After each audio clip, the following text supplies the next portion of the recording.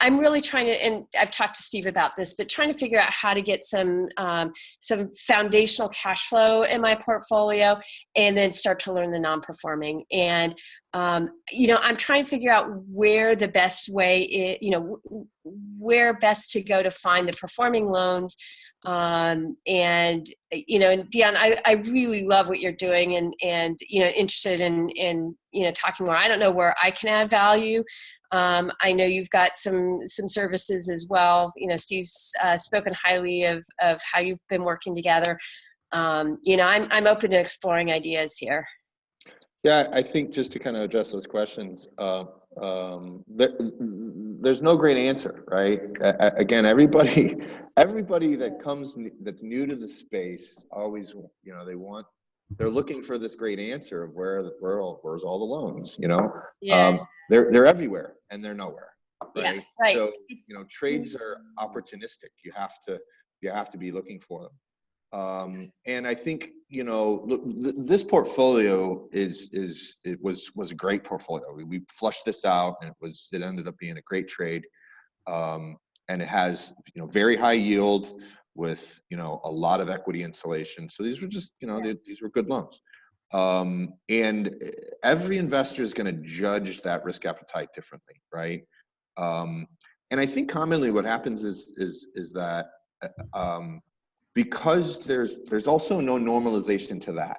There's no investors don't have a good sense of, quite frankly, the value of their money. Yeah. A risk-free rate of return in today's market over the course of 30 years is 3%. Mm-hmm. So what's 12%?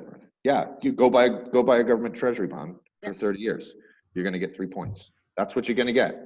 You'll have guaranteed no principal loss, but you're only going to make 30%. So from there, we start to judge real risk. And actually, that's how par loan bonds, RMBS, residential mortgage-backed securities, that's how those are gauged, right? So, mortgage loans today are being written for 4.5%, 4.25%. Yep. Right? So that bond's going to get you probably, right around 4. They're going to shave some points off to pay everybody and all that fun stuff. But so what happens is it tends to be the little bit of the wild, wild west of, well, I think I should make this. And there's this market norm where, money's sort of accepting 10% in cash flow. That's a great number, and I always say, one way to gauge that is what's called the rule of 72, right? So if you can earn 7.2% interest over the course of 10 years, you'll double your money. The opposite is true. If you can earn 10% on your money over the course of 7.2 years, you'll double your money. So that's, but nobody wants to hear that. The problem is what's become the lure to this asset class is, instantaneous wealth overnight. And that's, you can't, 10% is going to take you 10 years.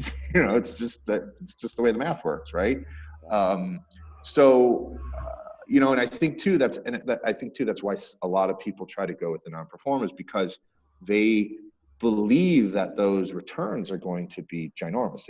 And before Steve and I started sort of ping-ponging newer investors, I would have conversations with new investors all the time. And, literally for me to vet a new investor, I'd be on the phone with them for, 15 to 30 minutes. And one of the questions I would always ask is, what do you think your return is going to be? And you wouldn't believe how many people, 20% was like peanuts to them.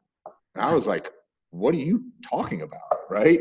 And but the problem then comes in is, so then a guy like me tells them that, and I'm destroying the reality they want to live in.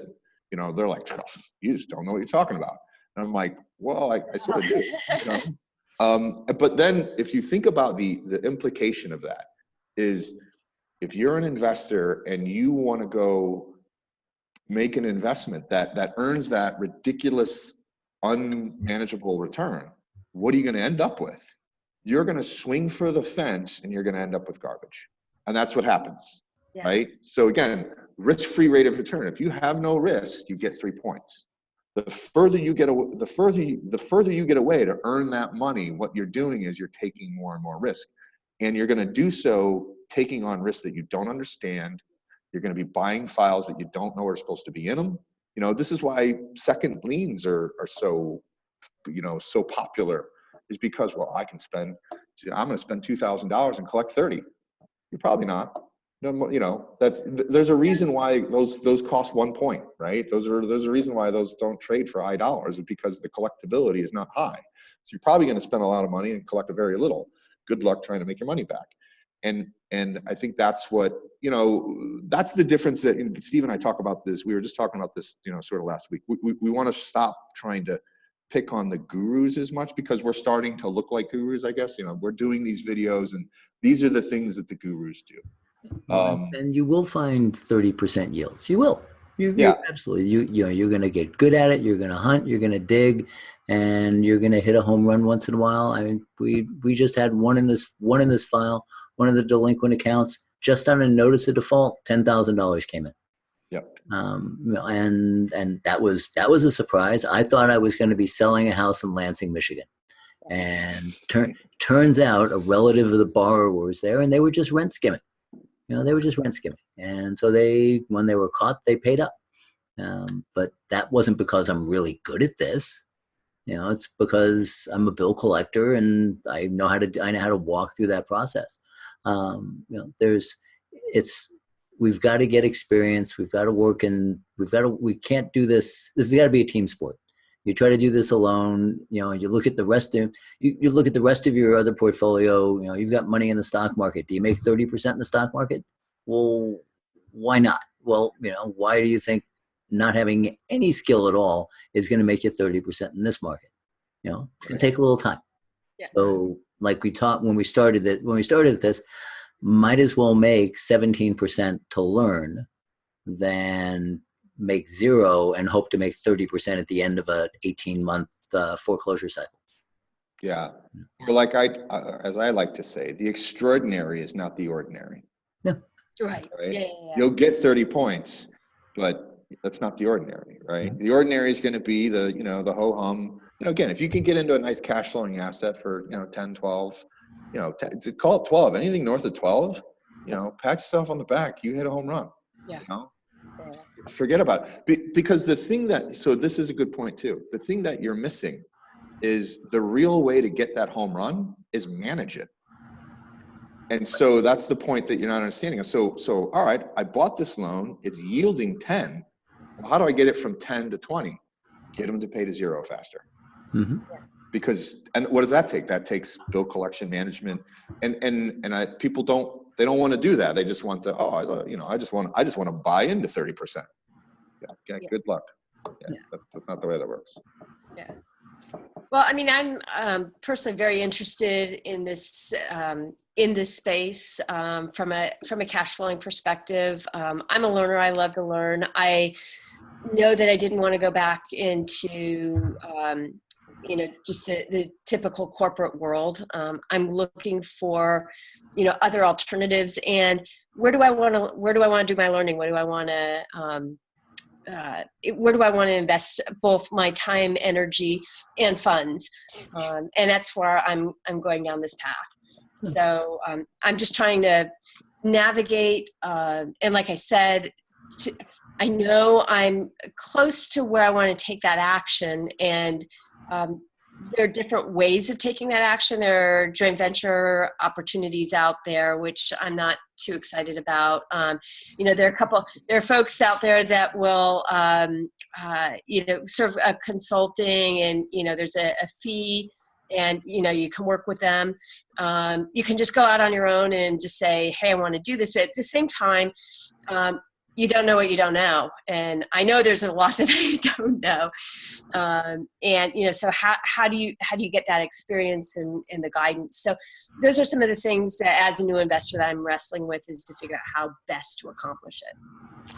Yeah. And, that's what we're hopefully trying to orchestrate or create and round up folks into this group. And by the way, thanks for coming on here. You did a great job. Maybe next time we'll record it. Well, I've recorded the last couple of minutes, and I'll go back and do a singular walk through the sheet. You can't do that. I wasn't ready for that. That was like a sniper recorder. That's great. No, but I think there's certainly a lot of interest to get into this asset class. We certainly think pretty fondly of it. And you can be a successful investor and make some dollars and stuff. But you just got to stay prudent, stay realistic, and be patient with what you're doing. But like to your point, make sure that you understand who you're dealing with, and understand what try to understand it as best you can what you don't know, so that you're not putting yourself in harm's way. You don't buy snake oil, right? You don't want to buy snake oil from. Right. So if things are too good to be true, they're probably too good to be true. And so we're setting up. We've set up a Google group and a Meetup group, and the LA Notes group is another good place. And it's getting out and talking to people and trying, and just trying. And hey, so, for the record, I see the recording thing now. Yeah. In the upper left. Yeah.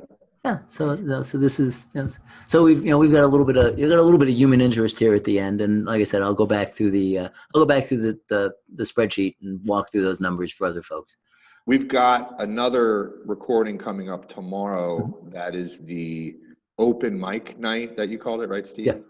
Yes, and that's where folks can send questions into you at Steve Modern Asset Management. Is that how they get up to you? Right, and it'll be up. There'll be an open Q&A box on the site tomorrow. And so, Kathy, feel free to throw some questions in there. We need a couple more questions. Oh, okay. Yeah. Look, Steve and I will talk. You want me to talk about loans? Forget about it. I'll do it forever. But we could use some questions. So otherwise, Steve's going to pull his hair out, trying to keep me from just running off in tangents. So yeah. Some of us enjoy that anyway. Yeah. Well, be careful what you ask for. That's right. So I think we did just fine today. Yeah. All right. Good. So thank you, Kathy. Once again, you did a great job. Thanks for the feedback. I do appreciate the learning as well, and I really do would like to sort of keep in contact here. Keep in contact. You're going to do another video with us. What are you talking about? You're great. All right. Like the new star. Let me know what the content's going to be. Yeah. All right. Perfect. All right. Thanks a lot. You all have a wonderful day. Okay, thanks. All right. Talk to you later. Bye bye.